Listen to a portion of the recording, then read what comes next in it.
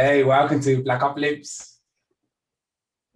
Today we've got a very interesting guest. Let me see if I can make her visible. Yes, there you are. Hey, Felicia, how's it going? Good, how are you? I'm so happy to have you here. The womanist. You know, I've been following you The on only Twitter. one. Yeah, wow. We're gonna see. I've been following you on Twitter for a while. And Oh, thank you. I love what you post. I'm always like, yo, this woman's serious, man, standing behind the cause. So I said, I gotta write you, gotta reach out, see if you come on a podcast and come and have a chat with us. We're Blackopolypse.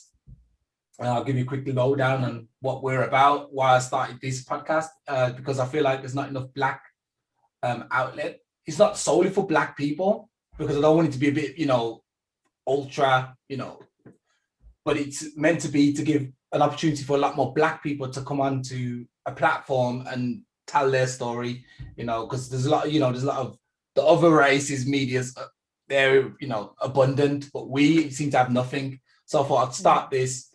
We're growing, and I hope that in the future it'll be one of the main players in the game. So I need people like you, obviously, to come on and tell us your story, and especially because you're fighting the cause for the women of color, which I love. Yes. Yes. So before we get into that, tell me a little bit about yourself, Felicia. That'd be cool. So I started a Facebook group back in 2016. So right after Donald Trump was elected, I started Real Talk. So I started it for that reason, because, I think all of us were in shock after that election, and pretty devastated. And a lot of us were just really hurt that this is what white people gave us, Donald Trump. And there really wasn't a safe space for us to, as women of color, to even have discussions about race and, about being women of color and what that really entailed. So I wanted to start a group that, first of all, was a safe space for us to talk, but also I really felt that because the majority of white women voted for Donald Trump, they really needed to be held accountable for that. So my way of holding them accountable was to say, I want you to join this group and I want you to start learning about what it means to be an ally. So that means that you have to recognize and fight your own racism, and you have to go out and teach other people. So I've been doing that group for a long time, and it's a lot of hard work. It's really rewarding. I love it. And it's, we're growing and we're doing a lot of training. So it's really exciting.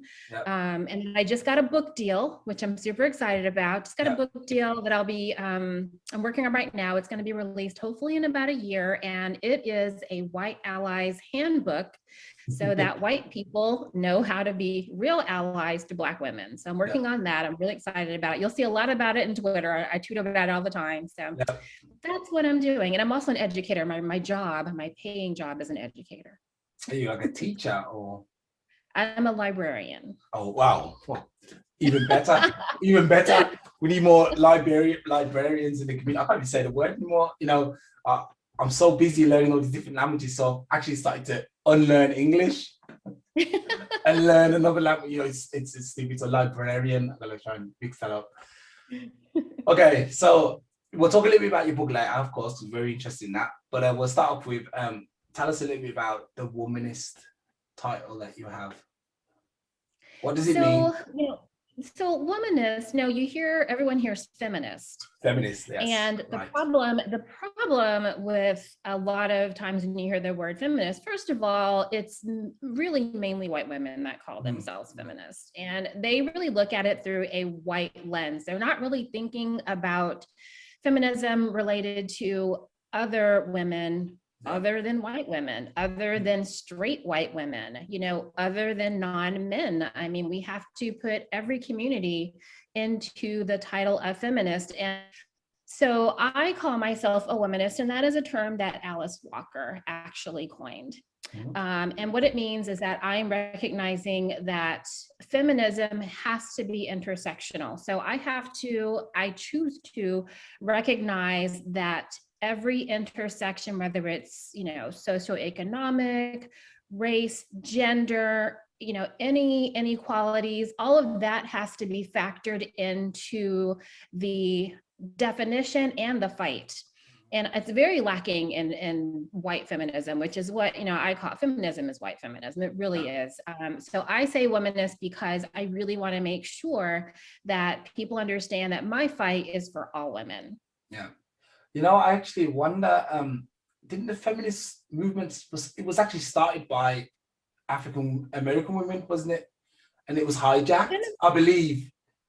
Yeah, the feminist movement was definitely something that, was started with an idea from us. I mean, but we're not really the players that are known, it's Gloria Steinem and people like that. But Gloria Steinem herself, and she is really the face of feminism. She herself said that there would never have been a movement without Black women. She says it multiple times. So we are the ones who really put our lives on the line so that women could have rights. And yet, even in that movement, we were overlooked, we were marginalized, we were definitely pushed to the sidelines a lot of times, and white women got their rights first. We trailed much later, and that's still continuing.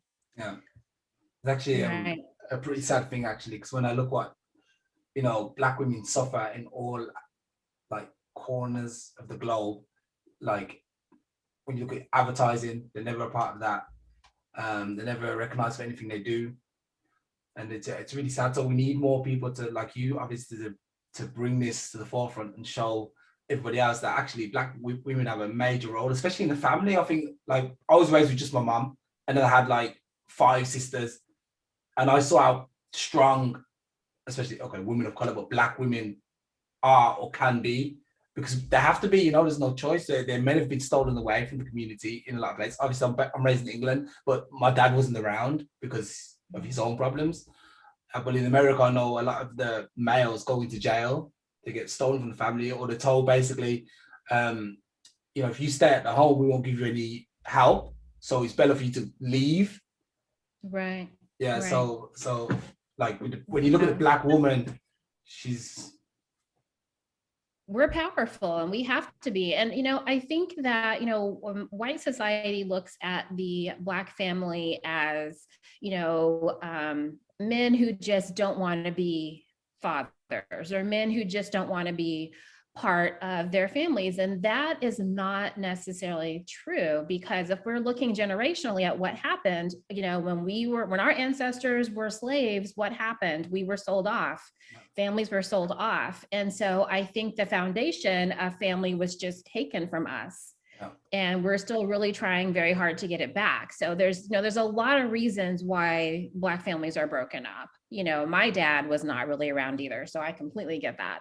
And my mom had to do a lot of things. She had to do everything. And I have a lot of my friends that are Black women are single mothers, but a lot of them are not too. A lot of them definitely have a nuclear family. So I think there's a lot of work to be done, but I also think that one of the reasons that it's still so hard for us is because we are under this cloud of systemic racism. And so everything that we try to accomplish, there is that push against us getting fair treatment and equality. And if we address that, that's really going to help future generations that are having the same struggles with the nuclear family and with raising children and with, being in a successful relationship and going to college and all those things that white people just don't have to stress about as much as we do. Actually, I was looking at one of your tweets about, let's see if I can recollect it.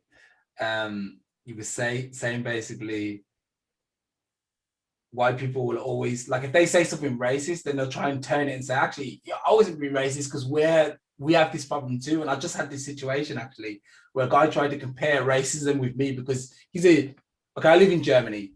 So he's a German guy, but he's from the east part of Germany. I don't know if you know a bit of the story, but basically people from the east were set free after the wall fell in Berlin.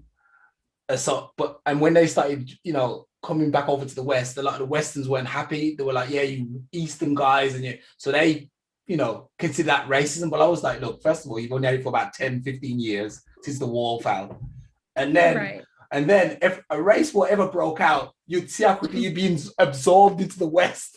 And I'll be standing there on the opposite side still like, I thought you was with me, but really you're not.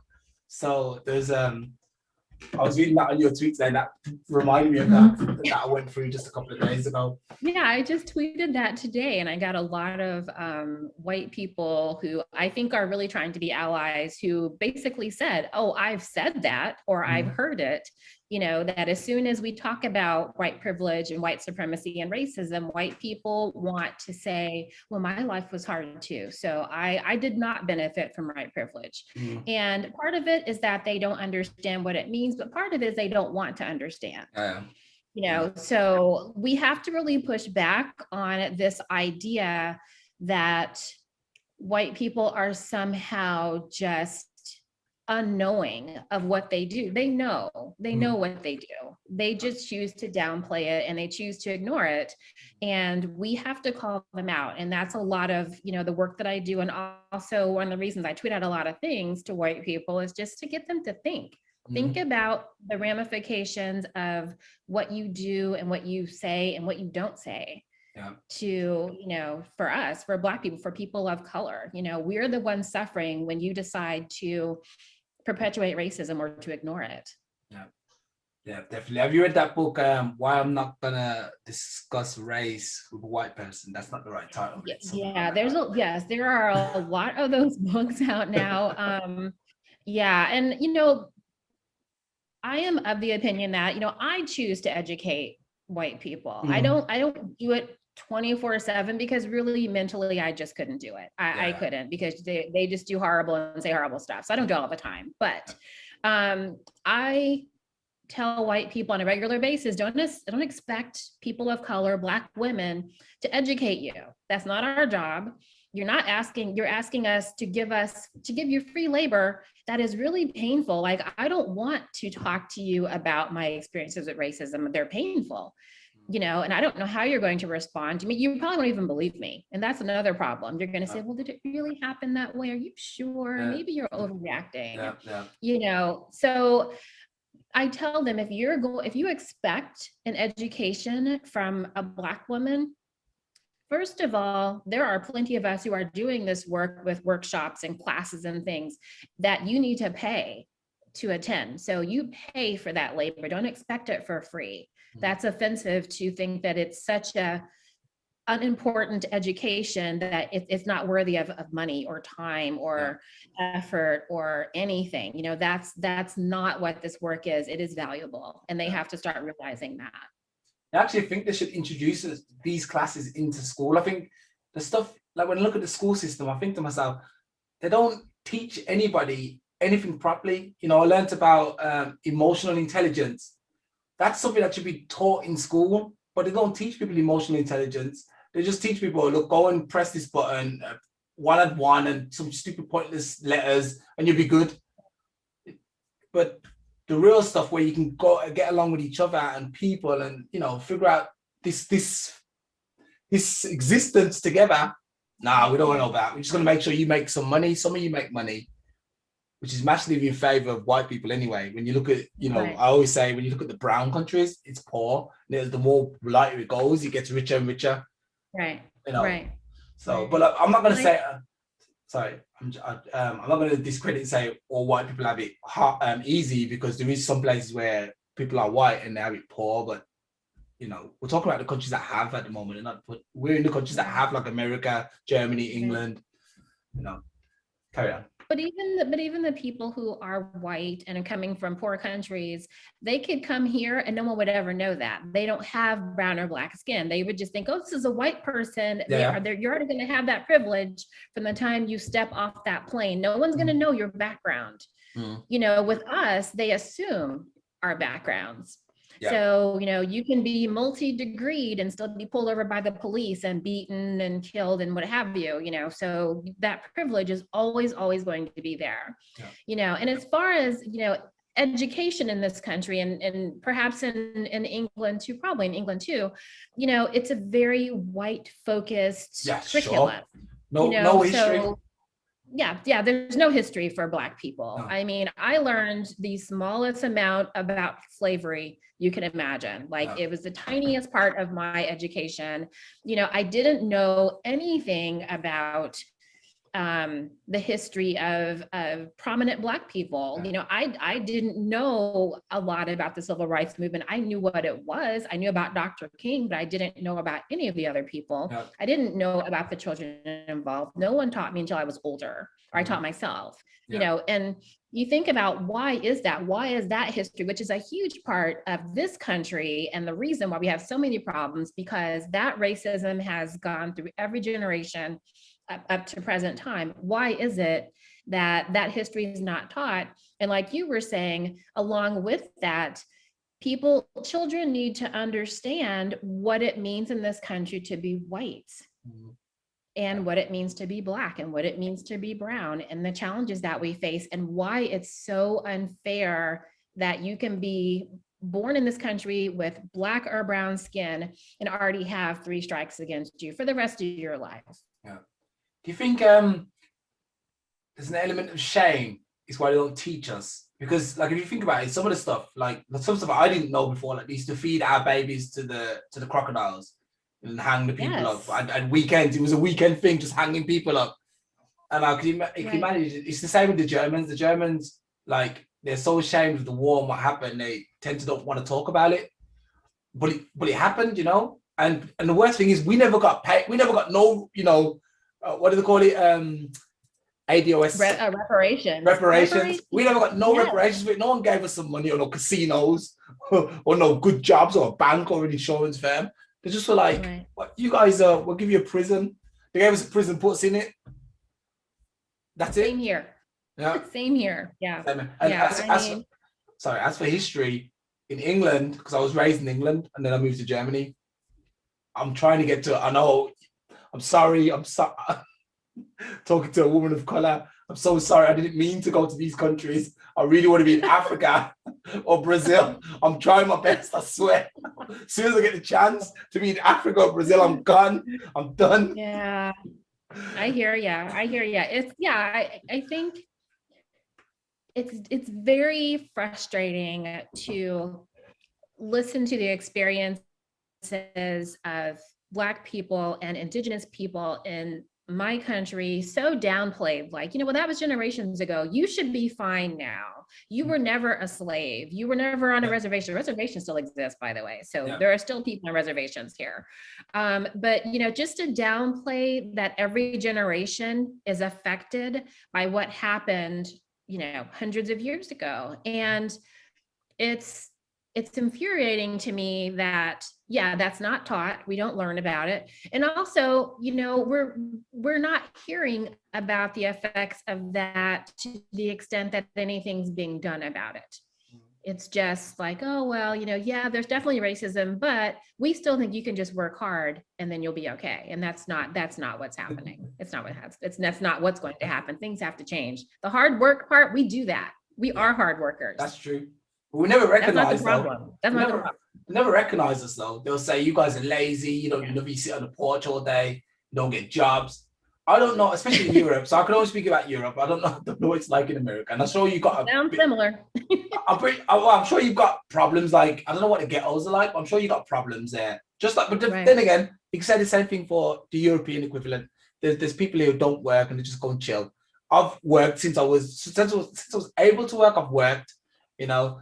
So they never give us the credit for that, for being hardworking and really pulling our weight. I think it's just because we have a different. I think it's our culture just can't accept that we're cool. You know, we're just cool.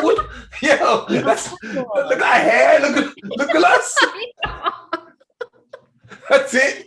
They still are cool though. They do. They want to look. They want to be us, but they just don't want to be us. They want to be us, but not really be us. Yeah. You know, I have jokingly always say that it would, you know, a white person could be Black for like about 10 minutes and they would just, you know, start shrieking and, you know, running for the door because they really don't understand what it's like to face oppression every day.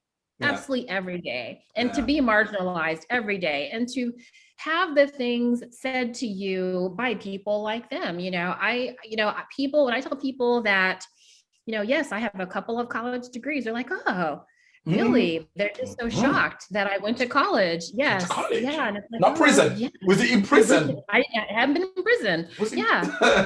Yeah, and it's like, okay. And, I tell people some of the, the smartest people that I know are Black people. Yeah, sure. The smartest people that I know. We are hardworking. We've had to work twice as hard our entire lives. Of course, we're hardworking. Of course, we're smart.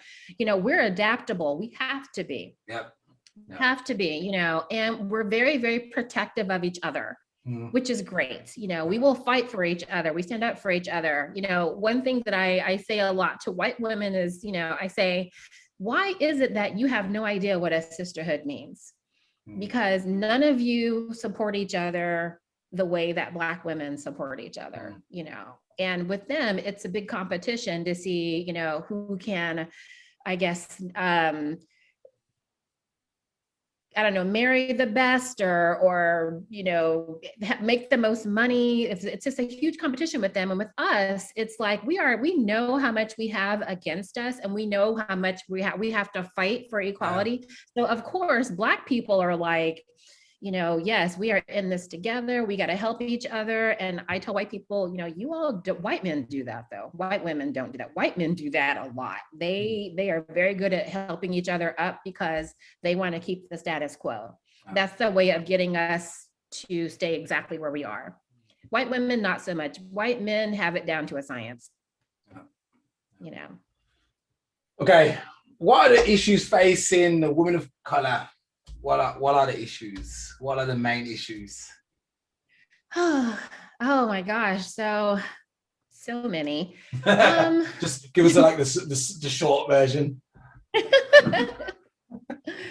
It's when we say women of color, it's hard to answer because we face different things. That's true, yeah. So if we're talking about Black women or Indigenous women or, the women in our country that are really the most affected by oppression and racism and marginalization, it's for example, for Black women and for brown women, it's getting up into executive levels of organizations. You don't see us as executives of corporations because we cannot break that ceiling most of the time. Yeah. You don't see us in, interestingly enough, if you think about education, most teachers are women, most principals are men. Why is that? Yeah. There's something going on there. Why is that?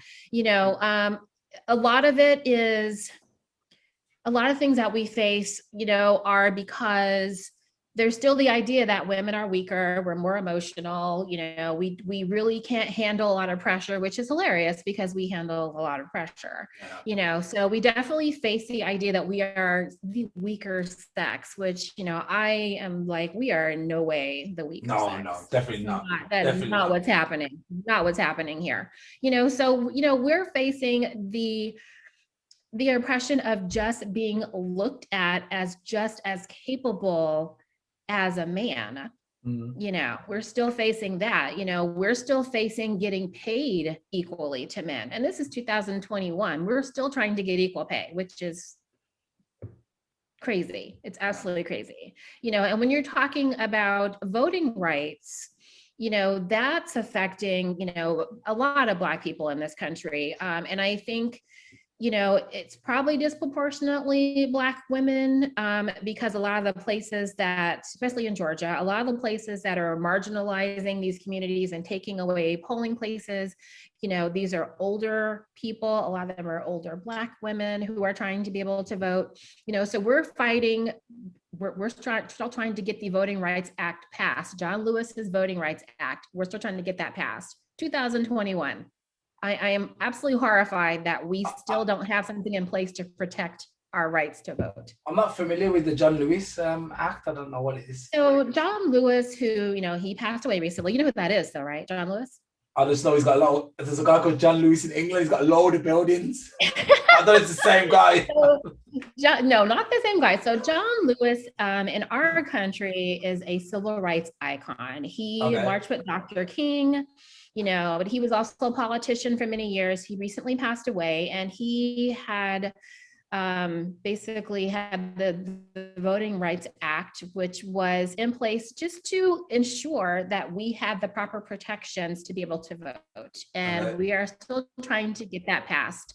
And right now it's being discussed. It's still not passed. I'm really hopeful that President Biden will get it passed. But we'll see, but I'm just amazed that we are in the year 2021 and this is what we still face, as Black women, as people of color, as Black people, that we're still fighting for the rights that white people don't even think about. They automatically know they have them. We don't have that luxury. I heard that they put the voting stations like so far away that you'd have to travel like on 3 different buses to get there. And by the time you get there, it's closed. Right. That's... This last election, Georgia was interesting because Georgia's in the South, and Georgia has for forever really was what we call a red state. It was definitely a Republican conservative stronghold, and it's changing. So now it's becoming more of what we call like a purple state. So it's definitely not a Republican stronghold anymore. Donald Trump lost it in this election. Biden actually won. And then we picked up 2 more Democratic seats in the Senate, which was huge. And because they have been Republican. So the answer to that for Republicans is to try to pass legislation in Georgia so that it's really preventing Black people from getting to the polls. So they're already trying to pass legislation, close polling places, so those drop-off mailboxes, remove those. It's already happening because in 2022, they want those seats back. So it's already happening. And the fact that there are white Republicans in this country that are saying they don't see a problem with the voting in this country or in Georgia. They think it's fine, and it's so blatantly clear that they're going to cheat to get these seats. So we're going to see what's going to happen. I mean, Georgia did it this past election. They were amazing. So I'm hoping that they're prepared, because if Republicans can cheat and get those seats back, they will. Okay, cool. Okay, what are your goals then? What is the women of color? First of all, actually, who is included in the women of color? Would you include, I just realized some identities, Chinese? No? Anybody who's not white. Anybody who's not white is considered a woman of color. It's just that there's different privilege levels even within women of color. So, you're talking about, there's just different types of oppression and privilege. If you're someone who's Asian, you have kind of this model minority thing going on. So people assume things about you, like maybe you're good at math and things like that, which is not necessarily even true, but it's better than what we get, which is, in my case, I don't know, welfare, 10 kids. I mean, so different. It's very different. So yes, it's still discrimination. It's just a very, very different level of it. So yeah, women of color are going to be anybody that's not white. And we do talk in my group a lot about, the different types of discrimination depending on where you land. So, because we have every representation of a woman of color in my group, like we run the gamut of pretty much everybody.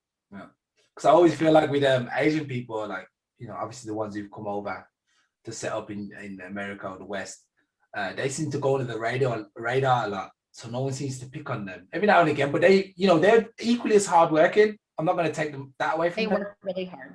We are hardworking too, but we still in the crosshairs. You know what I mean? We're still there. Like, the Asian people are all right, but we're still going to watch you. Right.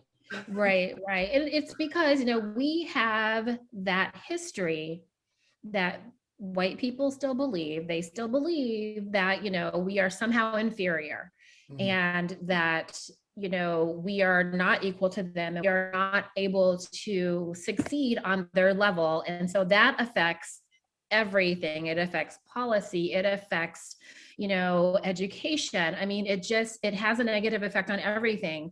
That's why I say that when you're talking about people of color, that's not something that someone who came to my country from China would experience. They don't have the history of slavery and oppression.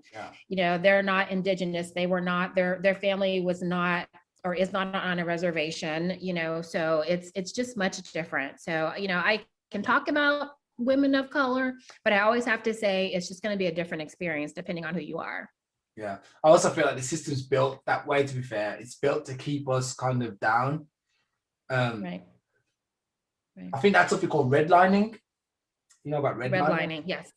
Yeah. That so they wouldn't offer us, they wouldn't offer us certain stuff. So even if we tried to come up to get on their level, like we want to open a bank, you can imagine the resistance. Wait, like this guy open a bank, you know? Right. But I also think with the Asians, they tend to have a lot of people sponsoring them from their home country. I'm sure they're coming across with wealth. So when they come, they've got a little bit of money to start off, so they're set off on the right foot. Where with us, you know, ain't nobody's in Africa sending us a shilling. They send us those shillings, man. And we don't even know who they are. We don't know who those ancestors are. Exactly. We have no idea who they are. Yeah. You know, we don't know where we come from really in Africa. We have no idea, you know. And, you know, as far as generational wealth, we don't have that. No. And partly it's because we don't know our ancestry, and partly it's because there are systems in place that are just preventing us from being able to get generational wealth. You know, generational wealth is a lot of times it's buying a house. And passing down that house to generations, or buying a house 50 years ago and cashing it out and giving that money to your kids. You know, I mean, we just aren't getting access to those things. And it's not because we're not trying, it's because we can go to a bank, and a white person go to a bank and they can get a loan, and we either can't get one, or we get one that's predatory. We get one that the rate is so high and so terrible, we're going to default on that loan. And then the issue of having bad credit happens. So that affects everything, you know. So, and then, you know, with redlining, it means that we are going to be segregated still into neighborhoods that have, you know, not as good as schools, you know, neighborhoods that the real estate prices are not as good. You know, I just read an article recently, it's happened a couple of times, but there was another article that talked about a real estate agent saying, if you are a Black person and you are trying to sell your home, take everything off your walls that says you're Black, because sometimes what happens, I think a lot of times what happens is that when your home is appraised, it's appraised lower because you're a Black person. And that's happened multiple times. So where in that is it fair? Why is your house appraising lower because you're a Black person living in it? What does it have to do with it? But that's been happening. So you can't pass down generational wealth if you can't achieve it equally. It's not going to happen. They just keeping us under the threshold all the time. And now what I see happening is they're pricing everybody out. So obviously the people who've got the money have got the money now. If you had money back 50 years ago, you've got money now. If you're born today and you don't have money, well, you better hope you become a footballer or a boxer or win the lottery or something, because you're going to be staying broke for the rest of your life. So people are like, it's all set up now. The game's set. Who's got money's got money. Who hasn't got money? And every now and again, someone will skip sides, but you're either doomed to be poor forever, or you're doomed to be wealthy. And you see it going into smaller and less hands. No, it's terrible. Okay. Yeah, I mean, with generational wealth and with being able to pass it down, you know, the families in my country that have had it for, you know, since slavery. They've passed down that same money all those generations. So what were we doing? We were picking cotton then, so we didn't have any money. And then when slavery was over, we still couldn't do anything because Jim Crow laws. So we couldn't buy anything. We weren't getting paid enough to barely feed our families, you know. And then you go past that to, you know, the 80s, 90s to the thousands, where we may be able to buy a house, but then they get us in these loans where we default, you know. So yeah, it's rigged. Okay, so I know you touched a little bit on the feminist movement, but are there any parallels between your movement and this feminist movement? Do you take any ideologies from them, or how does it work? Yeah, sure. We're still going to take ideologies from them, because, you know, the movement, the basic idea of it is that women should be equal to men. You know, I mean, that's really the basis of it. But if you're not factoring in that, when you're talking about Black women versus white women, my experience in this country is decidedly different and harder than a white woman's. So you can't really call yourself an intersectional feminist if you're not aware and educating yourself about that difference. You know, it's white women. Yes, white women are oppressed, but they still have white privilege. And it's hard sometimes for them to admit that, because oftentimes they'll say, well, you know, being a woman is similar to being a Black person, and it's really not. And I've heard it multiple times, and it's in no way the same. So, you know, so they have to make sure that they understand that if you're talking about real intersectional feminism, you have to factor in every person who calls themselves a woman. Talk the trans community. So, you know, you have to factor the trans community in. Everybody has to be part of that movement.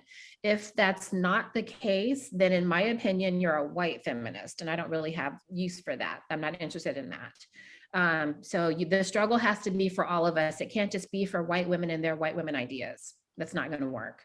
Yeah, actually, I think it's time for us to come together as a globe, actually, and move forward together, men and women. I've never really understood the wage gap difference. I just don't understand it. Why would you choose to pay someone less based on their sexuality or their sex? Sorry, their sex. Yeah, I feel the same way. And the wage gap is huge.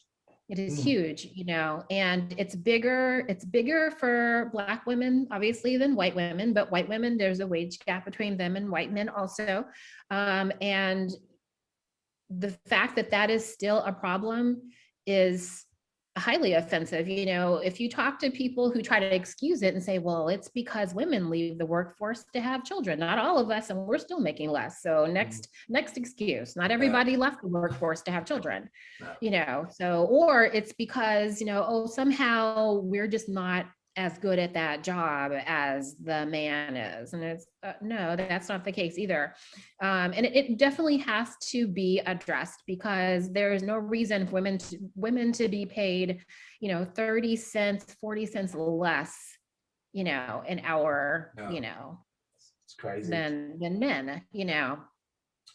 Okay, so what are your biggest hurdles to reach your goal? What's the biggest hurdles? The biggest hurdles as far as for women of color, or for Black women, or for women of color? For your movement, so women of color. For my movement is probably education, you know, because there's still an element of white people who just really are in denial about just how bad things are, just how bad racism is, how bad white supremacy is. You know, even though we had that Capitol riot on January 6th, where a bunch of white supremacists came to our Capitol building and just acted a fool, you know, and to me, they are representative of where this country, the direction that we're going. And we have to educate white people who were not part of that, but who still are sitting on the sidelines and just thinking, well, we got Biden in office now, Trump is gone, things are automatically going to get better. I don't have to do more than vote, but you do. You know, so the challenge is getting white people to speak up anytime that they see racism, anytime. You be the ally that you claim to be. You put your body in front of mine when you need to. You speak up for me. You know, your voice is always going to be more believed than mine.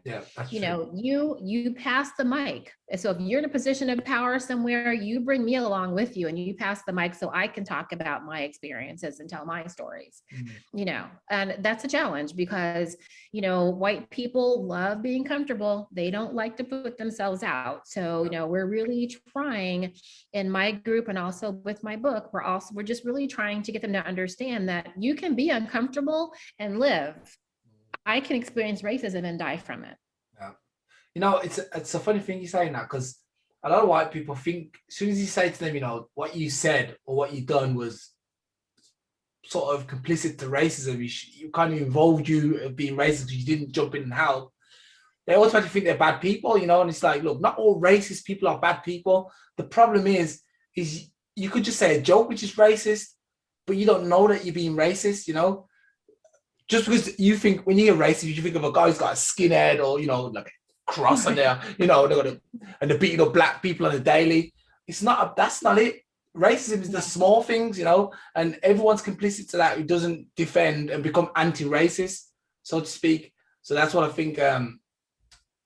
What is one of your biggest hurdles? Yeah, what you just said. Yeah, absolutely. Absolutely. You know, we have to, I don't want to coddle white people. If they want to feel guilty about something, fine, feel guilty about it. But, it's not that I'm trying to make you guilty. It's that I'm trying to make you understand that your racism is keeping me from achieving a lot of things that I would without it. So if you speak up, if you stand up, if you work on yourself, then we're going to be in a much better place. Yeah. I mean, that's really the issue. Yeah, I also think the white women especially have got the power to pass it to the white men, because I think the white men are the hardest group to infiltrate, if you ask me, when it comes to racism. Because obviously me being in Europe and in Germany, I've experienced racism from when I was little, from white males, all the way until a couple of days ago in Germany, all across Europe. It doesn't matter where you are. So if you can get the women to pass the message on to them and talk to the men in their ear and say, look, maybe you shouldn't do that, then we'll be onto a start, I think. But definitely there's a lot of white women are really good women too, and they'll really fight for you and get you corner. But it's like you said, these guys who are on the fence, right? They're the guys you need to get over to our side and fight the case too. Because once we become the majority, we are massively in the minority, but once we become majority and everyone's saying it, which is soon. Yeah. Right. Then we'll be when fine. People of color will be the majority soon. Yeah, we'll be the majority soon. Yeah. Do you include Do you include Mexicans into your women of color? Yes, we have Hispanics. I mean, anybody who's not white. And I know, there are definitely people who are non-white who are Trump supporters. I mean, that's just going to be what it is. There are definitely people in the Latino community who voted for Trump, depending on the county that they lived in our country, and they overwhelmingly voted for Trump. So it's not to say we can't assume that every person of color is going to be someone who is, pro equal rights and pro other people of color, because within Black people we have anti-Black people. Yeah, sure. We have people who can't stand Black people and they're Black. So they exist, and they spread their little message of hate on a regular basis. So we really we can't really worry about them, but we have to be aware that within our own communities, we have people of color who don't like themselves, and so they don't like us either, and they will hurt you. They will hurt you, absolutely. Yeah, just a quick touch on the Black people who don't like the Black people. I find these people to be they actually they adopted their master's identity, so they lost their own identity somewhere along the way. There's no way you can be Black and not like your own mom and dad and family. Right. You know what I mean? Right. Unless you're cuckoo. So that's what happened there. Rebuilding the Black family. What is your opinions on that? Obviously, being with the Womanist movement, how can we go about rebuilding the Black? Because you see, it's a little bit in tatters at the moment. We really have to fight systemic racism. I mean, that's going to be our way in to rebuilding the Black family, because one of the reasons that we're just so torn is that there are so many outside oppressors and outside systems that are just making it so difficult for us to stay together as families, and as Black people specifically, we are really bad at taking care of ourselves as far as mental health. Yeah, that's true. We absolutely, and we are stressed. We are a very stressed out people, but we really don't do mental health. We won't go to a counselor. We won't even talk about being depressed. So if we can't address all of that, it's going to be really hard, for us to rebuild as a community, as nuclear families. We have to talk about what's going on with us, and we really have to have allies, white allies who are fighting to make sure that those school systems are better and that we have all the opportunities that we deserve because we are Americans and, we should have all the rights that white people do, and then we also have to make sure that there is an avenue for us to actually have these discussions and make these changes. I'm hopeful that things are going to be better. We have a Black and South Asian vice president of our country, which I'm amazed. We have Kamala Harris, and I'm amazed that she is the second in command. So, I'm hopeful that there will be some changes because the last 4 years have taken us, so many steps back from where we were. I mean, this country is struggling. We're just really struggling right now with the pandemic, with everything. Yeah, but I think America will be all right though. I feel like they always overcome adversaries. Let's see, look at that. That too. Yeah, I mean, so yeah. The only thing I would say is, see, I'm not really a big Biden fan. I'm not a Trump fan, though. Don't get me wrong. I like Obama, man. Hey, I love Obama. Yeah, I love. Or Obama. Would have been good. His wife should have stepped up and done the next term. But she, I think, I'm sure you were paying attention when he was in office, just how badly they were treated. Yes. Well, I mean, so I think she was done after the 8 years. I think she was like, because people wanted her to run for something, and she said no. He said no. I think she would be amazing, but she absolutely says she has zero interest in going into politics. Yeah. So she just doesn't want to. The only thing we could say is we hope that Biden decides in a year, like, you know what, now it's not for me. Let's Camilla. I know, yeah. And I think one of the reasons that I'm actually excited, and he was not my first pick for president, but I'm excited that he's there. We have to remember that probably one of his closest advisors is going to be President Obama. Yeah. They are such good friends, So I really think that he is absolutely taking the advice of one of our best presidents, and I really think that he's smart enough to know that he better get input from all these people who have done that job previously, who did it well. Yeah. And Obama did it well with a lot of roadblocks, but he did it well. Oh, yeah, definitely. Okay. I've got 2 more questions. The first question is a bit controversial. What is your opinion of having the man as the head of the home? It's not controversial. I think that is a decision that has to be made between that husband and wife. As far as I'm concerned, I grew up with my mom and then my stepdad. And my stepdad was definitely, the man of the house, but with a lot of input from my mother. Yeah. So, and that seemed to work pretty well. I think it really depends on what that means. So if they're the head of the household, does it mean that their word is always the rule, always the law? Because that's not going to work. No. I think if you want a traditional household, then the man's going to be the head of the house. Absolutely. But I do think that with everything going on and with women making such huge strides, that just has to be a conversation that happens between them. And when you factor in children, there are a lot of men that are house husbands now. They're staying home and taking care of the kids because the wives are now the breadwinners. Yeah. So I think that that's just it's a discussion that they really have to have between themselves. I personally don't have a problem with it as long as there is an open discussion about what that means. Yes. Because I don't think that most women want to just be a yes lady. You just want to do everything your husband says and you never have an opinion of your own. I don't think we want to do that, but I do know that there are a lot of people who just feel that that's a tradition that they just really value and that they really feel comfortable with. And we definitely a patriarchal society. Absolutely. We just are, but then you factor in that our divorce rate's really high. So what do you do with that? Yeah, so that's true. Lots of single moms, so they're the head of the household. So, Okay.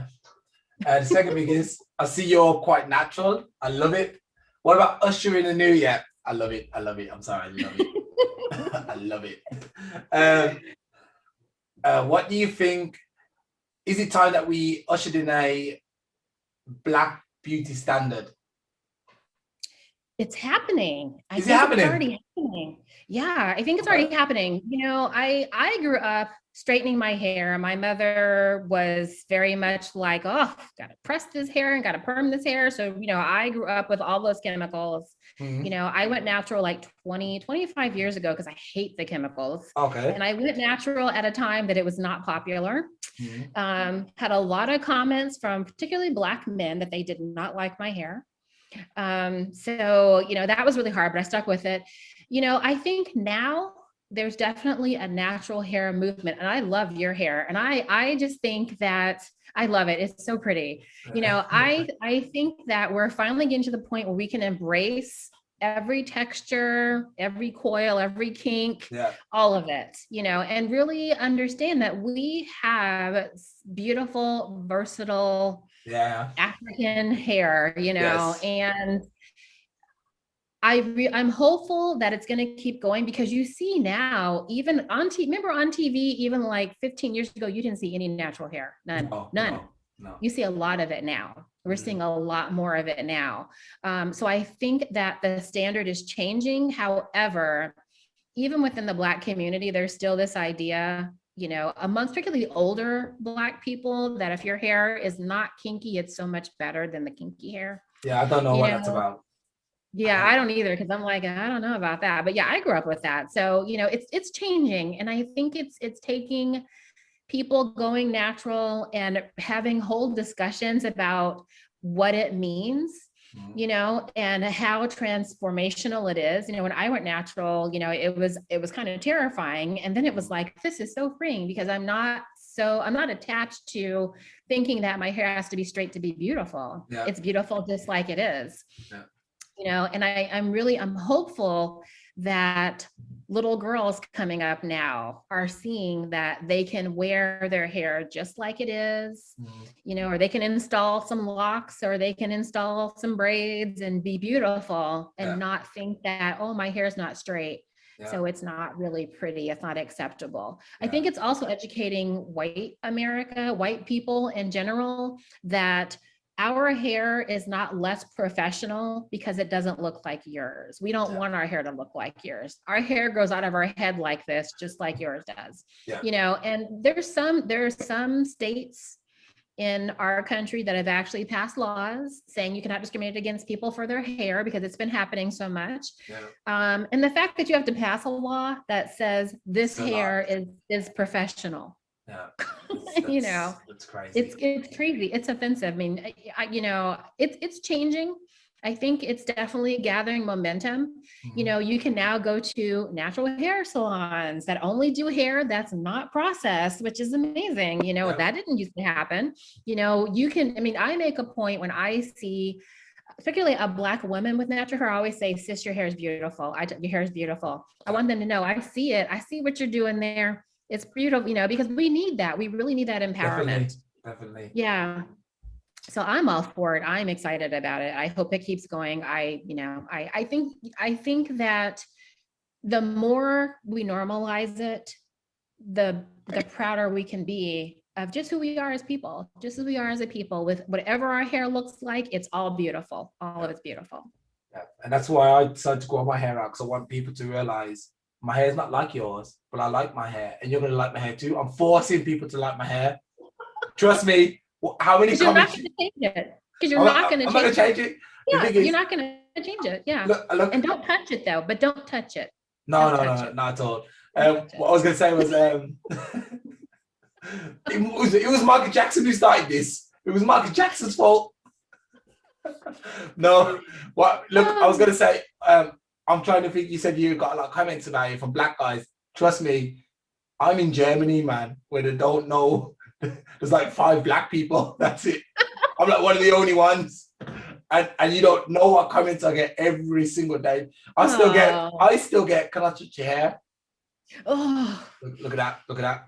I still get that. They're backwards here though, man. They're like 30 years in the past. Oh my gosh. Really. But it's a nice place. I'm not gonna lie, it's a nice place. I just don't want to be here. So anyway, we want to talk about your new book. You're gonna tell me a little about your book. Yeah, I'm excited. So I just got my book deal, and it really came out of the work that I do in Real Talk. It is a White Allies Handbook. It's a 4-week handbook to help white people become allies to Black women. And the reason that I did it is partly out of the urgency after the Trump administration, because it's just, I think that's just caused so much damage, and partly, but more so because there's just this history in our country of racism and white people downplaying it and not really taking responsibility for the part they play in it, whether it's passive or active, it doesn't matter. You're still a part of it because racism is in every aspect of our society. So as a white person, you're affecting it regardless. I wanted something different than what was already out there. There's already a lot of anti-racism books. People write on it all the time.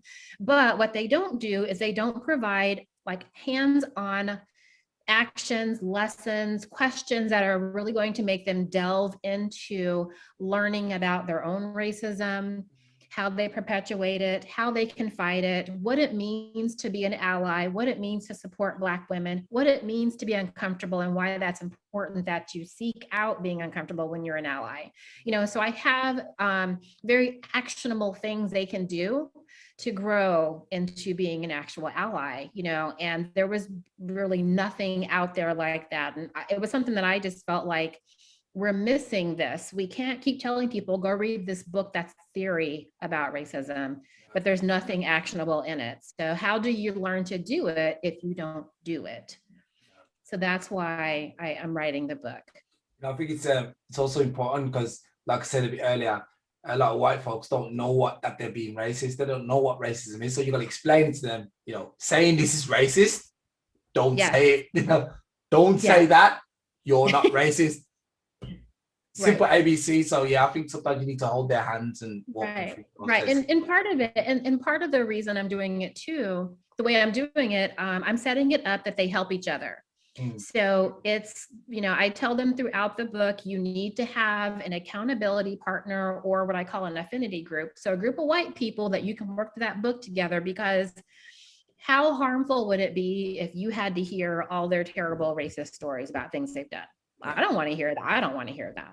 Yeah. That's something they can work through with other white people. So I want them to help each other. I want them to be able to grow together, hold each other accountable, do the work together, because I am the author, I definitely will be, doing workshops in the future with the book that I'll be, be teaching people, but I don't want them to expect Black women to go in there into this labor with them and to actually be so harmed by the awfulness that's going to come out. Like, I don't think that's our job. Okay, sounds great. I do want to ask you, do you know a lady, Nijama Smalls? She wrote the book, The Emotional Wounds of a Black Woman. It sounds familiar. I'm going to put you in touch with her because she's also writing a great book, and it's making waves at the moment because it really helps. I said to her, she should just scratch out the black and you can give that to all women on the planet. But obviously she wanted to do it a bit more directed at our family. So I'm gonna put you in touch with her because she's amazing. I have her on my show every now and again. Yeah, but it's been great having you on. Yes, it's great being here. I'm gonna have to get you back on again. Yes, when I'm closer, when I know when my book's going to be released, I would love to come back and kind of talk about that. Yeah, definitely. I'm going to keep me in the loop. Let me know. I will. And you've been a great inspiration to our people, our podcast. Thank you. Everything. I was happy, really grateful to have you on. Then, take care. Yes, I will see you. We'll talk. On the Twitter, yes. Yes, I'm going to be following you every word, hanging on every word. Yes, give them one. All right, then. Good night, and good afternoon in your case. Afternoon, yes. And we'll talk, we'll catch up. Sounds good, thanks. All right, bye. Take care. Bye. Bye.